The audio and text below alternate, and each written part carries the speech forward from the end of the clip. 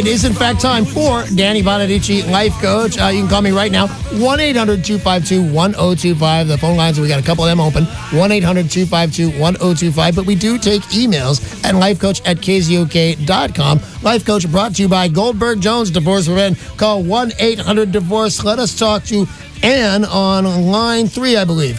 Good morning, Ann. How the heck are you? Hi, I'm good. How are you? I'm very well, thank you. So what can I do for you this morning? I have been married for about 20 years to my husband. I do love him. Fell out of love for a while back. But about 2-3 years ago, I cheated on him because I came across another man and fell in love. I wasn't looking for it, but I did do it. I was in a relationship with that guy for about 2 years, long distance, didn't work out, kind of didn't. Did you tell your husband about this relationship?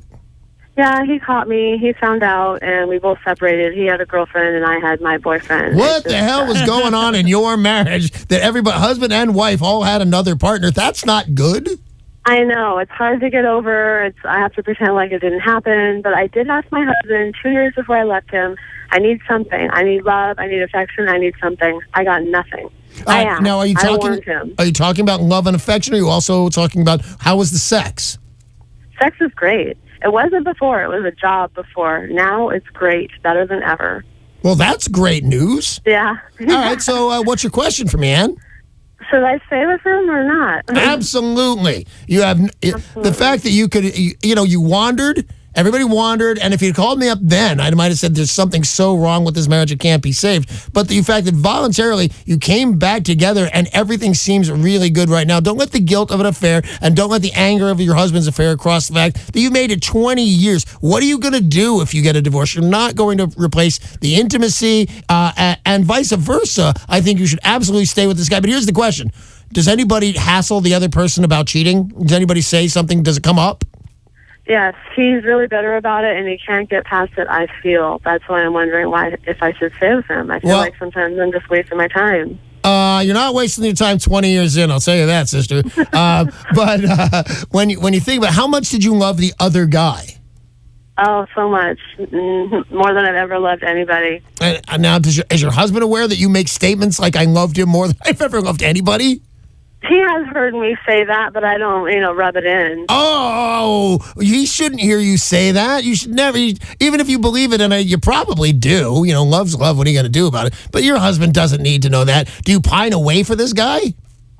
No, heck no. He's long gone. Okay, good, because I'll tell you the worst thing that could happen for you is that he could come to his senses and realize what a great girl Ann is. You know what? I want her back. You don't want that guy. That was something to do. A 20-year marriage is nothing to scoff at. You're so lucky. Both you and your husband are super lucky. You should both listen to what the needs and desires are of the other one, and it sounds like you do. You should stay together at this point, in the life coach's opinion, at all costs. Stay together now and cherish each other. And good luck with you there, Ann.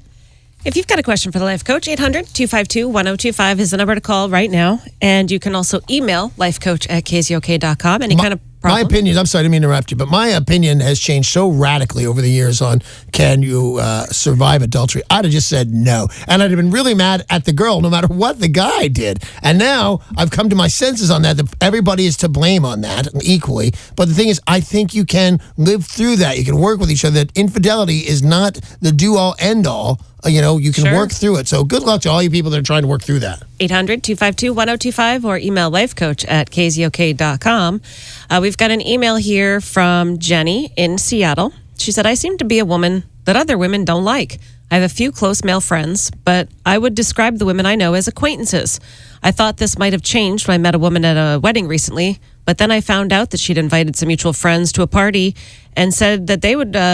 She told these friends she would rather they not hang out with me. Wow. Any tips for changing how women respond to me, or is this just the way it goes? Well, no, I don't think it is the way it goes. I think you can change, although I don't think the men and women are so different that women are going to like you more than men. I think you've got to become a likable person.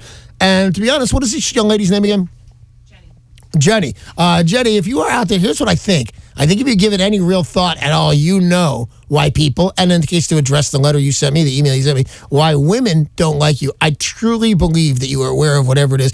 You sound smart. You're talking about coworkers, so you have a job. I don't think for a moment that you can't discern, hey, there's a whole 52% of the planet is not liking me. There's something I do. And here's my belief. It is something you do. First thing, step one, become aware of it. And two, if not, stop doing it completely. Kind of buffer it a little bit and make it not so, rubbing on the other people. But yeah, I think you believe, you know what it is that rubs people so wrong that somebody would go out of there, the way to say don't invite her, that's pretty serious. And I think you're already aware of what it is. If not, ask some people. You've got to have one or two close friends or family members. Find out what it is about you that makes you, easily disliked, and work on it and see if you can't get your coworkers to invite you to the party. But like I said, in closing, I think you know what it is. And when you figure it out and decide, oh yeah, that's it, work on it and change it. And yes, people can change. Good luck.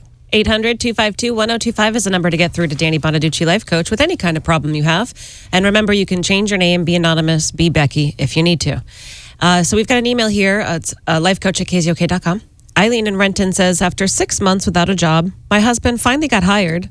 But after 2 weeks, he was so miserable and sick of the toxic work environment, he quit. When we can live on my income for a while, but the problem is my family, mainly my parents, think he's a deadbeat. He's not. When he's not working, he keeps very busy around the house and is very involved with our 2 kids. So how do I handle the criticism of him and change my family's attitude? Well, you don't. You just have to postpone it. I believe him that he went into such a toxic work environment. Because I've seen him. I very rarely, thank God, have had to suffer from them. But I've seen them, the toxic work environment. And I think your husband did the right thing. He can live off of your salary. So can you. I think it's the right thing to do to not bring that kind of stuff home. And you're only going to have to hold on until he finds another job. I believe he was unemployed for 6 months. I think it'll be another 6 months. You can live on it, tough it out, and your parents should back out of your marriage at this point. You're a grown human being. You know what? They shouldn't be passing judgments on your husband, and you should tell them your opinions. And I don't think he's not a deadbeat because he works around the house. I think he's not a deadbeat because he's not a deadbeat. And you should be telling your family to appreciate him more, that you caught a good guy there, and to not make ripples in what is a working good marriage. So that's what I say. I say tell them to back off a little bit, and he'll get a job soon enough. Do we have time for one more email? I believe we do. Let's see. Let's go to Robert in Seattle. All right, Robert. I have a unique problem. I was diagnosed with a health problem that will eventually keep me from doing my job. My job currently requires some heavy lifting, which in the future I will no longer be able to do. Right. Do you think I should tell them, or just go find someone and get trained or just go get training for a new job? I am worried that if I tell them, they'll try to demote me or fire me.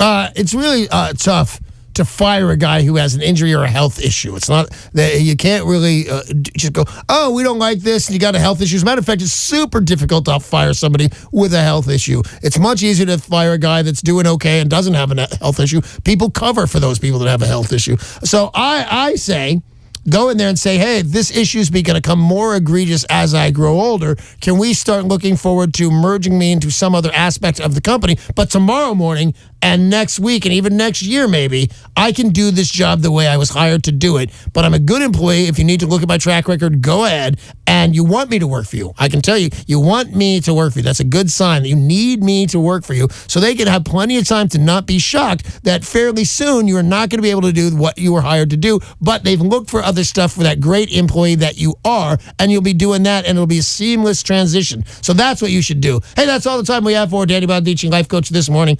So that is brought to you by Goldberg Jones Divorce for Men. Call 1-800-DIVORCE.